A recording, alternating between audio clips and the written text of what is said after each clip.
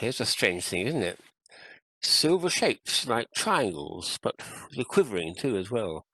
Any ideas what's going on? Well, it's a thing called space wings, but a friend of mine who made them was thinking of butterflies when he made this. In fact, when he came to visit me, Roger Gilbertson, he spent some time in a butterfly house, which is not very far from me at the time,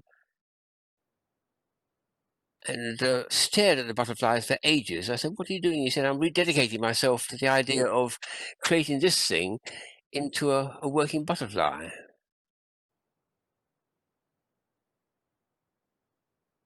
So it works like this. You plug it in. I'll plug it in for you. At the moment, well, at that stage, and it hasn't improved much since, you have a little, two little batteries, plug, chuck it in, and see what happens immediately. It's plugged in to the thing. Let's go in here. Plug it in, and then now, instantly, action. It's a little bit lopsided. Let's try and correct it. But the two wings pulsate, open and close, and that's as fast as he could do it. He wanted them to go flap, flap, flap, flap, flap, flap, flap, but no such luck.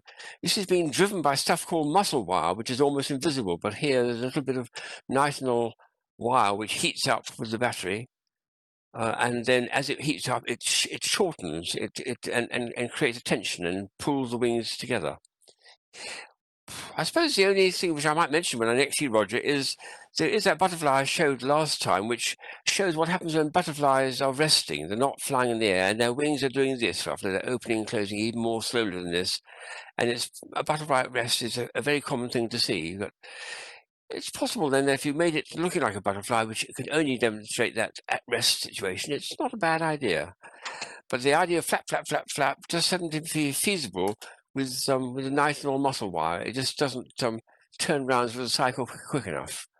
It needs to flap, flap, flap, flap, flap. Still, a good try. Well done, Roger, for trying at least. The next one is probably the best one I've ever come across, actually. It's a jar. And I think it's going to be probably the most successful one ever made, this one here, because it's so realistic. I came across it, I think, in 2008 when we had our usual New York Toy Fair Inventors Evening, the second evening of the Toy Fair, when my friend Mark Cecil gathers a whole lot of people at a Chinese restaurant called The Cottage. It's just closed now after all those years.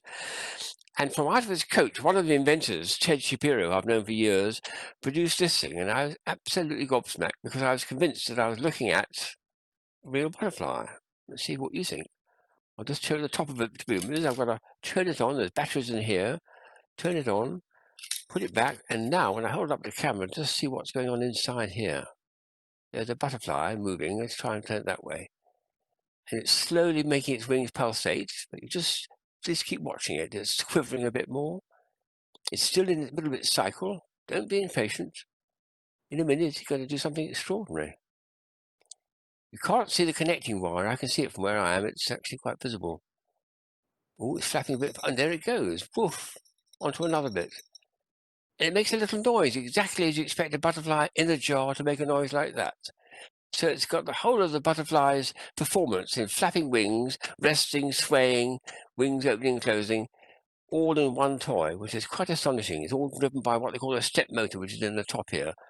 And it's just quite extraordinary.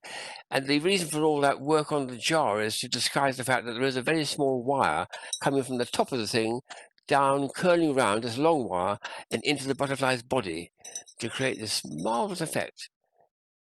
Can you see why I really did think that was a real live butterfly when I hadn't spotted the wire, which I can now see, but only by peering at it for the first time? Well, within 2 years, and after quite a lot of effort from Ted's part, he tied up possibly with a Japanese tenure company, but certainly other people were involved. He finally got it in the market, and it was a huge success. We had a very good time with it for a whole year in 2010 and, on our web shop. My Butterfly, they called it, and I think that's probably the best one that's ever been made. Wonderful stuff. Wow. Here's another much cruder one going back over the years that Fred de Mertz company made. I'll show it in the packaging to start with, and I'll take it out. So this is a try me package. You do that, and there we are. There's the butterfly flapping away like that. Woof, woof, woof, woof, woof, woof, woof. There's the cheerful packaging. Quite nice. It's quite a long one because it's got to support a butterfly on a long stem.